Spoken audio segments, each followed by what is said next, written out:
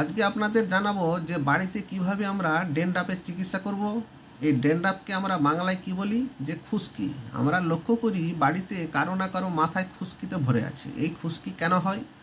যদি আমরা দূষিত জলে স্নান করি তাহলে হতে পারে, আর নাহলে আমাদের স্কিনে যদি ছত্রাক ইনফেকশন হয় তাহলে কিন্তু এই ধরনের ড্যান্ড্রাফ বা খুশকি হতে পারে।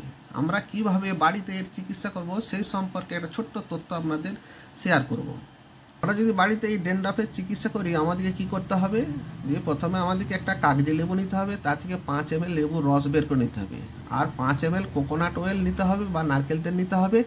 সেই নারকেল তেলটাকে হালকা গরম করে নিতে হবে, দিয়ে 5 ml লেবুর রস এবং 5 ml নারকেল তেলকে ভালো করে মিক্স করে চুলের গোড়া বা স্কাল্পে ভালো করে মালিশ করতে হবে এবং 20 মিনিট পরে ভালো করে শ্যাম্পু করে নিতে হবে। এভাবে 3 দিন ছাড়া সপ্তাহে 2 বার করলে চিরতরে খুশকি মাথা থেকে চলে যাবে।